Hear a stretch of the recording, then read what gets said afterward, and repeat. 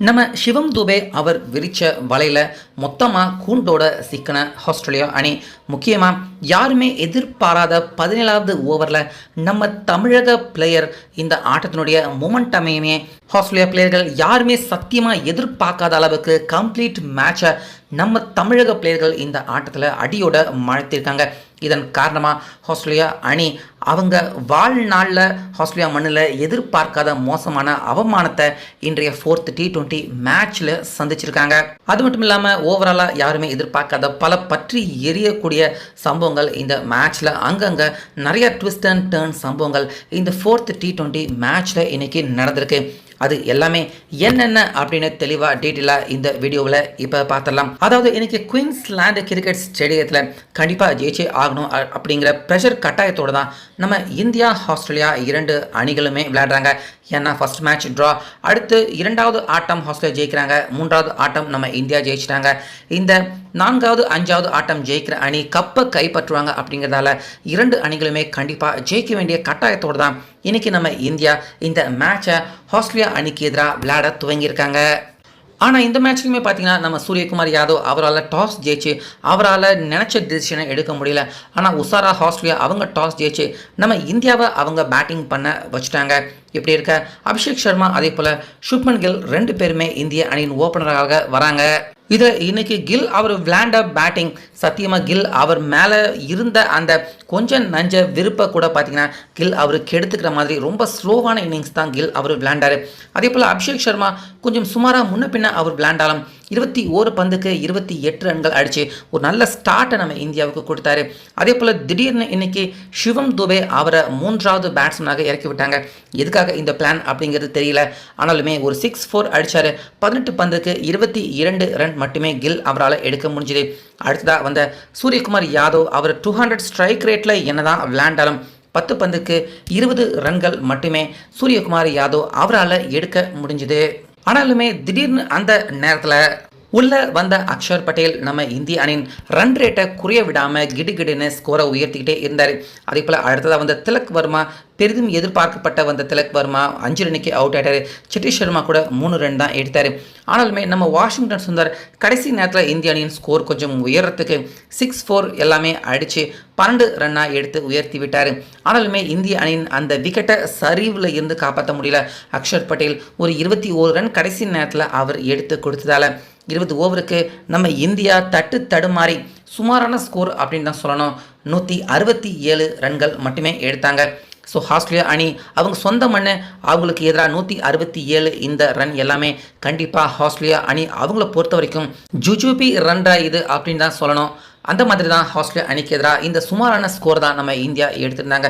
So கண்டிப்பாக ஜெயிக்க வேண்டிய ஒரு ப்ரெஷர் மிகுந்த மேட்ச்சில் நம்ம இந்தியா இவ்வளவு கம்மியான ஸ்கோர் எடுத்திருக்காங்களே, எப்படா இந்த ரன்னை டிஃபெண்ட் பண்ண போகிறாங்க அப்படின்னு நம்ம எல்லாருமே டென்ஷனோட எதிர்பார்த்துக்கிட்டு இருக்கிறப்ப நம்ம இந்தியா டிஃபெண்ட் பண்ணுறதுல தான் ஆஸ்திரேலியா அணி அவங்க எதிர்பார்க்காத அந்த ட்விஸ்ட் அண்ட் டேர்னையே நம்ம இந்திய அணி வச்சுருக்காங்க.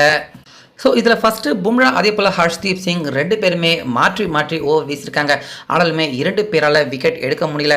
மூன்றாவது ஓவர்லெல்லாம் ஹர்ஷ்தீப் அவருடைய போலிங்கை பொழந்து எடுத்துட்டாங்க. மிச்சல் மார்ஸ் அதே போல் மேத்யூ ஷாட், ஏன்னா டிராவிஸ் ஹெட் விளையாடல அப்படிங்கிறதால மிச்சல் மார்ஸ் அதே போல் ஷார்ட்ஸ் இவங்க 2 பேருமே தான் ஓப்பனராக இறங்கி நல்ல துவக்கம் கொடுத்தாங்க. ஒரு செம்மையான ஸ்டார்ட். நிச்சயமாக இந்தியா இந்த மேட்ச்சில் ஜெயிக்கிறதுக்கு ஒரு கடினமான ஒரு ஸ்டார்ட் தான் நம்ம இந்தியாவுக்கு எதிராக ஆஸ்திரேலியா அவங்க கொடுத்துருந்தாங்க.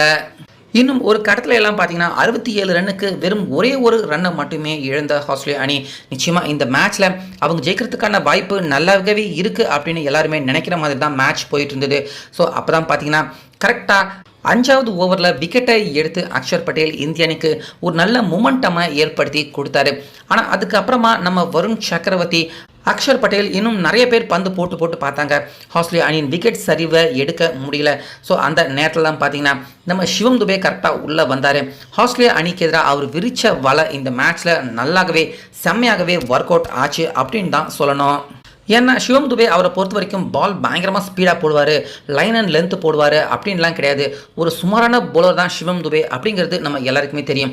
ஸோ அதே மாதிரியான ஒரு சுமாரான போலிங் போட்டு அதே நேரத்தில் பாலை கொஞ்சம் லைன் அண்ட் லென்த்து யாருக்கு எப்படி போடணும் அப்படிங்கிற அந்த மைண்ட் ஸ்டாட்டிக்ஸோட மட்டுமே பார்த்தீங்கன்னா இன்றைக்கி சிவம் துபே அவர் பந்து போட்டார். ஆனால் ஆஸ்திரேலியா சிவம் துபே அவருடைய போலிங் கிடச்சிருச்சுடா அப்படின்னு 4 சிக்ஸர்கள் அவர் போலிங்கில் என்னதான் ஆஸ்திரேலியா இன்றைக்கி அவங்க அடித்தாலும் 4 சிக்ஸர்கள் அடிக்கிற பிளேயர்கள் அடுத்த 2-3 பந்திலேயே அவங்க எல்லாருமே சிவம் துபே அவருடைய பந்தில் கேட்ச் கொடுத்து, அதாவது 6 பவுண்டரி அடிக்க ஆசைப்பட்டு இன்றைக்கி ஆஸ்திரேலியா முக்கியமான விக்கெட்டுகளை அடுத்தடுத்து சிவம் துபே அவருடைய ஓவரில் இழந்திருக்காங்க. ஸோ அந்த லிஸ்ட்டில் first Australia captain Mitchell marts அவரே விதிவிலக்கில்லை, சிக்ஸர் அடிச்சுட்டு அடுத்த பந்தே தேவையில்லாமல் கேட்சை கொடுத்து அவுட் ஆகிட்டார்.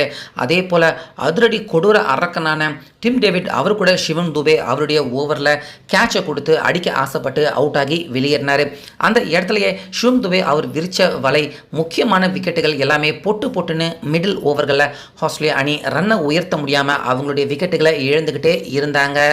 ஆனாலுமே ஸ்ட்ரைனிக்ஸ் அதே போல் மேக்ஸ்வெல் இவங்க 2 பேருமே கடைசி நேரம் ஹிட் பண்ணுறதுக்காக அவங்க 2 பேரையுமே பாதுகாத்து வச்சுருந்த ஆஸ்திரேலியா திடீர்னு கடைசி நேரத்தில் கடைசி ஒரு 5-6 ஓவர் ரன் ரேட் 12 இருக்குது. அந்த நேரத்தில் இவங்களை இறக்கி விட்டு நம்ம இந்தியாவுக்கு மிகப்பெரிய டென்ஷனை பயத்தை எகிற விட பார்த்தாங்க ஆஸ்திரேலியா. ஆனாலுமே 17வது ஓவர் கரெக்டாக போட்ட நம்ம தமிழக player Washington Sundar back to back wicket எடுத்தார். குறிப்பாக 17வது ஓவரில் ஒரு ஸ்பின் பவுலர் போடுறாருன்னா நிச்சயமாக அது எந்த அளவுக்கு ஒரு அபாயம் அப்படிங்கிறது நம்ம எல்லாருக்குமே தெரியும். ஆனாலுமே வாஷிங்டன் சுந்தரை 17வது ஓவர் நம்பி போட வச்சார் சூரியகுமார். அந்த ஓவரில் ஆட்டத்தினுடைய மொமெண்டமையுமே அப்படியே தலைகளாக மாற்றி விட்டுட்டார் நம்ம வாஷிங்டன் சுந்தர். அதே போல் அதுக்கு அடுத்த ஓவர் போட்ட பும்ரா அவரும் விக்கெட் மீண்டும் எடுக்க அடுத்ததாக மீண்டும் 19வது ஓவர் போட்டு ஆஸ்திரேலியாவை கடைசியாக 119 ரன்னுக்கே எல்லா விக்கெட்டையுமே இழக்க வச்சுருக்காங்க நம்ம இந்தியா. முக்கியமாக ஆஸ்திரேலியா அவங்க எப்பயுமே பார்த்தீங்கன்னா ஆல் அவுட் ஆக மாட்டாங்க. ஆனாலுமே அவங்க சொந்த மண்ணில் இன்றைக்கி நம்ம இந்திய வீரர்கள் 119 ரன்னுக்கே ஆஸ்திரேலியா அணியை ஆல் அவுட் ஆக வச்சுருக்காங்க. இதன் காரணமாக தற்போது 4வது T20 ஆட்டம் ஆஸ்திரேலியா அவங்க நினச்சது ஒன்று நடந்தது ஒன்று அப்படிங்கிற மாதிரி தான் இந்த ஆட்டத்தினுடைய ரிசல்ட் தற்போது தலைகளாக மாறியிருக்கு. முக்கியமாக சிவம் துபே அவர் விரிச்ச வலையில் ஆஸ்திரேலியா ஜாம்பவான்கள் அவங்களே வந்து வசமாக சிக்கியிருக்காங்க.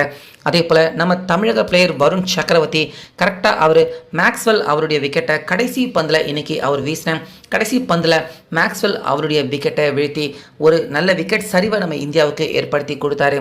அந்த மொமெண்டமை அப்படியே கேட்ச் பண்ணிக்கிட்ட நம்ம தமிழக பிளேயர் வாஷிங்டன் சுந்தர் அவர் பண்ணதான் ஹைலைட்டான விஷயம்.